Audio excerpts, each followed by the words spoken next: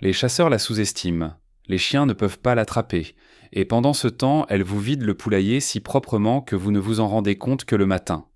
Mais ce que les caméras de chasse des Shumava ont capturé a obligé les chasseurs à admettre une chose. Cet animal est plus intelligent qu'eux. Aujourd'hui, nous allons parler d'un animal qui ne mérite pas d'être qualifié simplement de rusé. Il mérite bien plus, car ce que sait faire le renard n'est pas la ruse des contes de fées. C'est quelque chose que la science commence à peine à comprendre. Le loup est plus fort, plus agile, l'ours est plus grand, mais le symbole de l'intelligence dans les contes slave est devenu le renard. Et attention, pas seulement dans les contes slave. Dans le folklore japonais existe le kitsune, le renard qui change d'apparence et peut tromper même les dieux. Dans les légendes médiévales européennes, le renard mène par le bout du nez roi et chevalier. Dans les fables africaines, vous trouverez exactement le même motif. Des continents différents, des siècles différents, le même animal. Ce ne peut être une coïncidence. Et aujourd'hui, nous allons analyser ensemble ce qui se trouve réellement derrière tout cela. Faisons donc sa connaissance. Le renard commun. À première vue, rien d'imposant. Il pèse entre 4 et 10 kg, à peu près comme un grand chat domestique. Le corps mesure 60 à 90 cm, auquel s'ajoute la queue, qui représente presque la moitié de la longueur totale. Et c'est justement cette queue qui est la première chose sur laquelle nous devons nous arrêter. Ce n'est pas un ornement, ni simplement une couverture chaude pour une nuit glaciale, bien qu'elle remplisse aussi cette fonction. Lorsque le renard court à vitesse maximale, jusqu'à 50 km/h, la queue fonctionne comme un gouvernail d'avion. Changement brusque de direction, manœuvre trompeuse, demi-tour immédiat à 90 degrés. Sans elle, le renard ne serait qu'une simple bête de la famille des canidés. Avec elle, c'est une acrobate. Et maintenant, regardez le museau. Allongé, étroit, pointu, ce n'est pas une question esthétique. Cette forme lui permet de percer la couche de neige comme une lance lorsqu'il saute sur une proie cachée sous la surface. De grandes oreilles, en mouvement permanent et élément essentiel, chaque oreille tourne indépendamment de l'autre. Elle fonctionne comme deux antennes séparées d'un système radar. Le renard entend le sifflement d'un campagnol à 100 mètres, à travers la couche de neige, à travers la couche de terre, à travers le bruit du vent. Et ce n'est pas une exagération littéraire, ce sont des valeurs mesurées dans des recherches de terrain. Et maintenant, regardez-le dans les yeux. Les pupilles du renard sont verticales comme celles du chat, pas rondes comme celles du chien. Cela trahit immédiatement une chasse nocturne. La fente verticale permet un réglage extrêmement précis de la quantité de lumière qui tombe sur la rétine. Au crépuscule, le renard voit incomparablement mieux que l'homme. Il distingue presque pas la couleur rouge, elle se fond dans le fond, mais il capte immédiatement le mouvement, même le plus infime. Son œil n'est pas réglé sur les couleurs, mais sur la dynamique, sur ce qui bouge. Et ce qui bouge est soit une proie, soit un danger. Les griffes. Voici quelque chose qui surprend la plupart des gens. Le renard a des griffes partiellement rétractables. Parmi les canidés, c'est une caractéristique absolument unique. C'est précisément pourquoi il réussit quelque chose que ni le loup ni le chien ne peuvent faire. Il grimpe aux arbres, s'accroche comme un chat et se sent parfaitement à l'aise sur un tronc. Avez-vous déjà vu ça, un renard dans un arbre? La plupart des gens n'y croient pas avant de le voir de leurs propres yeux. Mais il n'y a rien de mystérieux là-dedans. C'est simplement l'anatomie dont l'évolution l'a doté. La fourrure du renard commun est bicouche. La couche inférieure est constituée d'un duvet dense et fin. La couche supérieure est formée de longs poils qui repoussent l'eau. En hiver, la fourrure s'épaissit presque du double. La coloration varie selon les régions, du roux vif jusqu'au brun presque foncé, blanc ou crème sur le ventre. Et l'extrémité de la queue est presque toujours blanche. C'est justement elle que les chasseurs ont toujours reconnue dans les buissons et la végétation. Et c'est justement cette pointe blanche que vous apercevez en premier lorsque les renardeaux jouent avec leur mère près du terrier. Le renard commun est le mammifère sauvage le plus répandu sur toute la planète. Il vit sur tous les continents à l'exception de l'Antarctique. Toundra, taïga, steppe, désert, montagne. Et arrêtez-vous ici, car cela mérite une mention particulière. La ville moderne. Ni le loup, ni le lynx, ni l'ours n'en sont capables. Chacun d'eux est lié à son milieu, à son type de paysage. Pas le renard. Le renard s'adapte. Et cette adaptation n'est pas un simple instinct. C'est quelque chose de bien plus profond, Si vous comparez la taille du cerveau du renard par rapport à son poids corporel face aux autres canidés, le renard se situe en tête du classement. Les scientifiques l'ont remarqué depuis longtemps. Chez les animaux qui vivent dans des milieux instables, variables, imprévisibles, le cerveau tend à être plus développé. Et le renard résout toute sa vie des problèmes non standards. Chaque nouveau territoire, chaque nouvelle saison, chaque nouveau voisin, ce sont de nouvelles conditions auxquelles il doit s'adapter. Et c'est précisément cela qui forme ce que nous appelons la ruse. En réalité, il ne s'agit pas d'un comportement mesquin ou de tromperie pour le plaisir. C'est une flexibilité de pensée que l'évolution a perfectionnée à la perfection au fil de millions d'années. Tout chez cet animal était lié. Rien de superflu, rien de fortuit. Chaque détail a sa raison d'être. Mais l'arme principale du renard n'est ni ses dents ni ses pattes. Cette arme était cachée à l'intérieur et, pour la voir en action, il faut accompagner le renard à la chasse. Hiver, champ couvert de neige. Le renard avance lentement, presque en se faufilant. Tête baissée, oreille à tourner vers l'avant. Il entend quelque chose que nous n'entendons pas. Un frémissement à peine perceptible sous la neige, à une profondeur d'1 demi-mètre sous la surface. Là se trouve un campagnol. Un campagnol que vous ne voyez pas et ne sentez pas. Le renard s'arrête, ne bouge pas, fait quelques pas sur le côté, s'immobilise à nouveau, puis bond en arc de 3 mètres vers l'avant, museau pointé vers le bas comme une flèche. Il s'enfonce dans la neige presque jusqu'aux épaules. Une seconde de silence, et il ressort avec le campagnol dans la gueule. Cette technique s'appelle la chasse aux souris.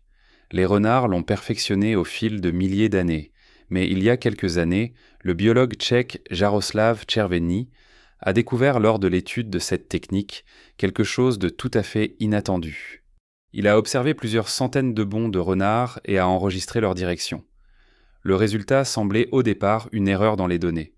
Il s'est avéré que les bonds les plus réussis, ceux qui se terminaient par la capture du campagnol, le renard les exécute constamment en direction du nord-est, quelle que soit la position exacte de la proie, quel que soit le vent, quel que soit le terrain. C'est précisément le nord-est qui représentait la zone de précision maximale, et l'explication est unique. Le renard utilise le champ magnétique de la Terre comme système de visée. Il perçoit les lignes de force magnétique, et au moment où le son du campagnol sous la neige coïncide avec un certain angle par rapport à ces lignes de force, le cerveau du renard calcule automatiquement la distance et l'angle du bond. Il a pratiquement installé dans sa tête une boussole et un télémètre en même temps. Parmi les mammifères, ce phénomène a été décrit scientifiquement pour la première fois précisément chez le renard. Personnellement, lorsque je suis tombé pour la première fois sur cette recherche, je l'ai lue 3 fois d'affilée. Tellement incroyable cela paraît, mais les données sont irréfutables. La chasse aux souris n'est cependant pas la seule technique de chasse. Le renard chasse de manière variée et ingénieuse. L'été, il cherche des nids d'oiseaux et peut creuser jusqu'au nid des hirondelles de rivage directement par le dessus, à travers la berge du cours d'eau. Il fait le guet aux entrées des terriers de rongeurs parfois pendant des heures, attendant le bon moment. Il pourchasse les lièvres, bien qu'un adulte soit difficile à attraper, il est tout simplement trop rapide. Il attrape des poissons dans les eaux peu profondes, cueille des fruits et des baies. Les années de sécheresse, il ne dédaigne pas la charogne. Son menu comprend plus de 400 espèces animales et quelques dizaines d'espèces végétales. Avez-vous déjà observé comment le renard joue avec une souris capturée avant de la manger ? Il la jette en l'air, la libère, la rattrape. Beaucoup de gens pensent que c'est de la cruauté ou du caprice. En réalité, c'est de l'entraînement. C'est exactement ainsi qu'il apprendra plus tard à ses petits. Chaque mouvement, même celui qui paraît inutile, a sa fonction et son but. En hiver, le renard peut sentir une souris sous la neige à une profondeur de 70 cm. En été, il entend un ver de terre se déplacer dans la terre. Ce n'est pas une licence poétique. Ce sont des observations documentées de biologues de terrain, consignées dans des publications spécialisées. La chasse pour le renard n'est pas seulement un moyen d'obtenir de la nourriture. C'est un processus intellectuel continu. À chaque fois, une nouvelle situation, à chaque fois, une nouvelle solution. Et il existe encore une technique de chasse dont on parle peu. Le renard sait faire le mort. Pas toujours, pas dans n'importe quelle situation, mais des cas documentés existent. Une corneille qui vient se régaler de ce qu'elle croit être une carcasse se retrouve soudainement dans les mâchoires du renard. Ce n'est pas un réflexe. Les réflexes ne permettent pas de choisir le bon moment et d'attendre patiemment. C'est une stratégie que le renard applique précisément lorsque la poursuite directe n'a pas de sens. À l'automne, en période d'abondance, le renard constitue des réserves. Il enterre le surplus de nourriture en différents endroits de son territoire, à l'image de l'écureuil qui cache des glands. La différence essentielle est que le renard se souvient de la plupart de ses cachettes. Des expériences ont démontré que le renard peut garder en mémoire plusieurs dizaines d'endroits où il a caché sa nourriture et peut y revenir au bon moment. En hiver, quand tout est alourdi par le gel et la neige épaisse. Ce système de réserve lui sauve souvent la vie. Londres, l'une des plus grandes villes du monde. 6 millions d'habitants, métro, Big Ben et, selon les dernières estimations, environ 65 000 renards urbains. Ils vivent dans les jardins, sous les vérandas, dans les caves abandonnées. La nuit, ils sortent dans les rues désertes, fouillant les poubelles. Parfois, ils entrent directement dans les magasins par les portes automatiques. Les Londoniens ont depuis longtemps cessé de s'en étonner. Un renard sous un lampadaire la nuit devant le supermarché ouvert la nuit fait tout simplement partie de la couleur de la ville. Et ce n'est pas l'exception d'une seule ville. Berlin, Stockholm, Varsovie, Moscou, le même tableau partout.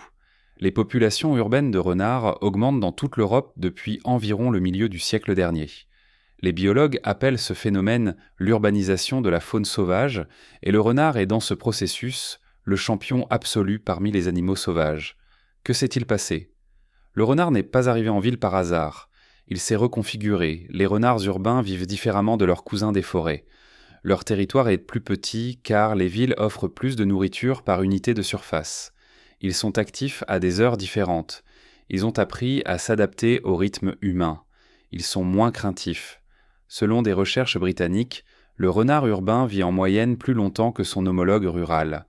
Moins de chasseurs, pas de loups, source de nourriture stable, le comportement change aussi. Le renard urbain résout des problèmes que le renard des forêts n'a jamais rencontrés. Comment ouvrir une poubelle sécurisée ? Comment traverser la cour où se trouve un chien sans le provoquer à une poursuite ? Comment creuser un terrier dans un environnement où presque tout est asphalte ou béton ? Les observations montrent que les renards urbains résolvent de nouveaux problèmes plus rapidement que les renards des forêts auxquels on a soumis les mêmes défis. Ils sont littéralement plus intelligents dans les conditions du milieu urbain, ou plus précisément dit, leur flexibilité innée se manifeste plus nettement là où le milieu est plus complexe et plus variable. Je me souviens d'avoir lu une histoire de Bristol. Un renard avait observé pendant plusieurs semaines un voisin qui sortait ses poubelles et avait appris à sortir exactement 20 minutes avant ce moment. Personne ne le lui avait enseigné, personne ne le nourrissait, il avait simplement mémorisé l'horaire. Cela m'a impressionné. C'est de la planification pure. Aucun réflexe, aucun instinct. C'est une capacité cognitive qu'on n'attendrait pas chez un animal de cette taille.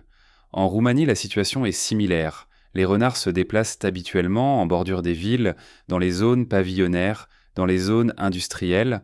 À Bucarest, on les rencontre dans les parcs en plein centre. Les conflits avec les hommes surviennent surtout à cause des volailles et des déchets ménagers.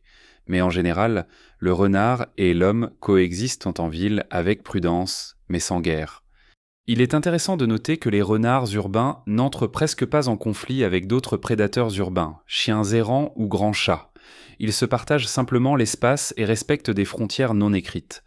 Les biologues ont observé comment le renard urbain planifie son itinéraire de façon à éviter les endroits où se concentrent les chiens. Il ne fuit pas et n'attaque pas, il contourne. C'est plus rationnel et c'est à nouveau exactement cette qualité pour laquelle les hommes le qualifient de rusé depuis des millénaires. Janvier, neige quelque part dans la forêt, un mâle, le renard, commence à s'agiter. La saison des amours n'a pas encore commencé. Il reste quelques semaines, mais il patrouille déjà les alentours, flaire, mémorise, cherche un terrier, bon, profond, avec plusieurs sorties, dans un endroit caché offrant un bon champ de vision. Les terriers, il les creuse généralement lui-même, mais souvent il occupe des terriers déjà creusés par un blaireau ou un spermophile, et les adapte à ses besoins. Parfois ils vivent dans le même terrier que le blaireau, chacun dans une partie différente. Des voisins qui préfèrent ne pas se rencontrer. Quand la femelle choisit son partenaire, cela ne ressemble pas à une histoire d'amour de conte de fées. Autour d'une femelle tournent souvent 2 ou 3 mâles, et entre eux se déroulent de véritables combats avec hurlements, morsures et exhibition des dents. Ce n'est pas le plus grand qui gagne, mais le plus persévérant. Après le choix, le couple reste ensemble toute la saison. Les renards sont des animaux monogames, et le mâle participe directement et activement à l'éducation des petits. Environ 50 à 60 jours après l'accouplement naissent les renardeaux, généralement 4 à 6, parfois jusqu'à 12. Ils naissent aveugles, couverts d'une fourrure brun foncé. À première vue, ils ressemblent aux petits du loup, mais ont l'extrémité de la queue blanche. Dans les premières semaines, la femelle ne quitte presque pas le terrier. Le mâle lui apporte de la nourriture, chasse sans arrêt, jour et nuit. C'est une tâche énorme. Nourrir la femelle et les petits en pleine croissance n'est pas une mince affaire. Vers la 2e semaine, les petits commencent à voir et à entendre. Leurs dents poussent, ils commencent à grimper à l'entrée du terrier et observent le monde avec des regards curieux et attentifs. Durant cette période, les parents sont extrêmement vigilants. La moindre menace et toute la famille déménage. Les renards ont toujours un terrier de réserve prêt, souvent même plusieurs. Le transport des petits se fait la nuit et dans un silence total. L'éducation commence tôt. D'abord, la mère apporte au terrier une proie vivante mais affaiblie, une souris ou un oiseau. Les petits apprennent à l'attraper. Suivent des expéditions de chasse communes lors desquelles les petits observent la technique des parents. Ce n'est pas seulement un jeu, c'est une école et cela dure plusieurs mois. À l'automne, les jeunes partent, les mâles à 20 à 40 km du lieu de naissance, les femelles à 10 à 15 km. Ils cherchent leur propre territoire, leur propre terrier, leur propre partenaire. Le cercle se referme. Si le père périt cette saison-là, et cela arrive, sa place est souvent prise par un autre mâle. Les mâles libres, pendant la période d'élevage des petits, cherchent activement des familles avec des petits et se proposent dans le rôle de père adoptif. Les biologues ont même enregistré des combats entre candidats pour ce poste.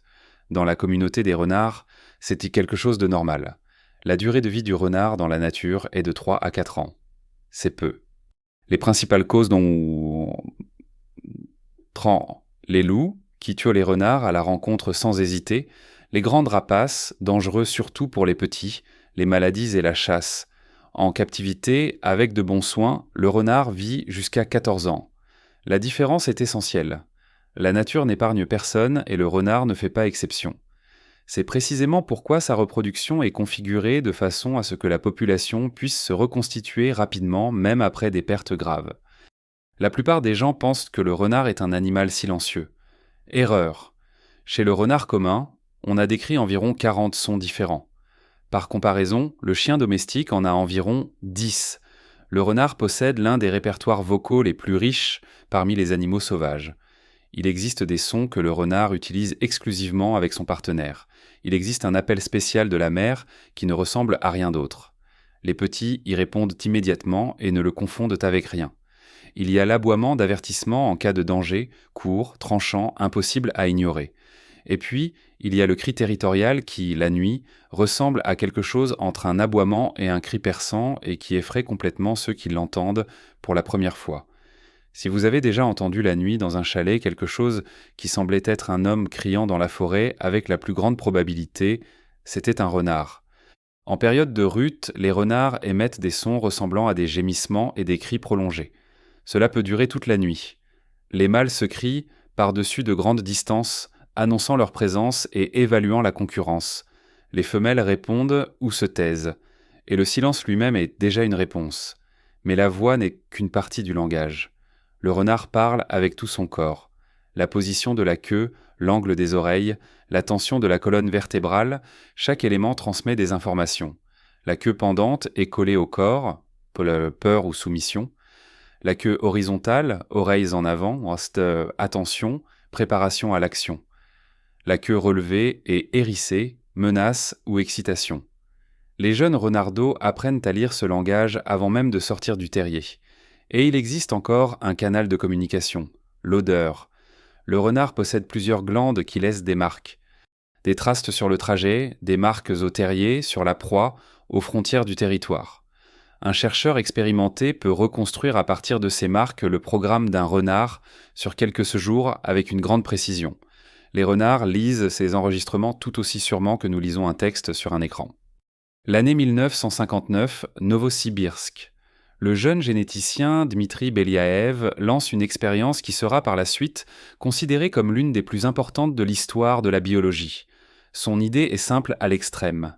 Il veut domestiquer le renard en quelques décennies et ainsi répéter sous forme accélérée ce qui s'est passé avec le loup dans sa transformation en chien. À chaque génération, il sélectionne uniquement les individus les plus amicaux, ceux qui ne fuient pas l'homme et ne manifestent pas d'agressivité. Dès la 6e génération sont apparus des renards qui remuaient la queue quand un homme s'approchait. Après 10 générations, ils couraient vers l'homme et cherchèrent le contact. Après 20 générations, ils aboyaient comme des chiens, se laissaient en prendre dans les bras et manifestèrent de manière évidente quelque chose qui ressemblait à de l'attachement affectif. Mais ce qui fut le plus surprenant toucha leur apparence. Beliaev sélectionnait les renards uniquement selon leur tempérament. La taille et la couleur ne l'intéressaient pas. Pourtant, vers la 10e génération, commencèrent à apparaître des renards avec des oreilles tombantes, puis avec une queue enroulée, puis avec des taches blanches sur la fourrure rousse, puis avec un museau plus court. Cette découverte renversa les conceptions existantes sur l'évolution. Il s'avéra que le comportement et la constitution physique sont liés bien plus profondément qu'on ne le supposait.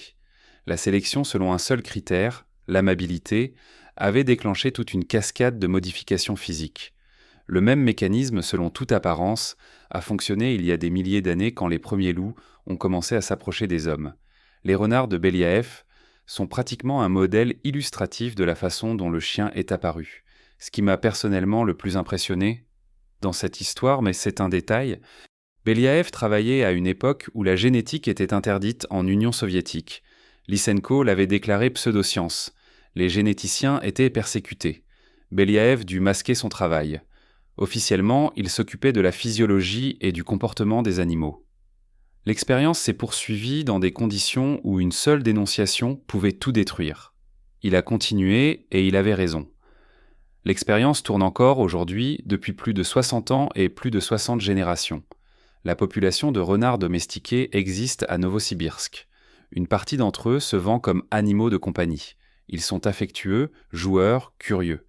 Mais il est important de comprendre une chose. Ce n'est pas simplement un renard sauvage apprivoisé. C'est un animal qui a changé génétiquement au cours de la sélection dirigée et même ainsi, il nécessite des conditions qu'un appartement ordinaire ne peut pas lui offrir. Merci d'avoir tenu jusqu'au bout. Si cette vidéo vous a plu, mettez un like, abonnez-vous à la chaîne et partagez-la. À bientôt pour le prochain épisode. À bientôt.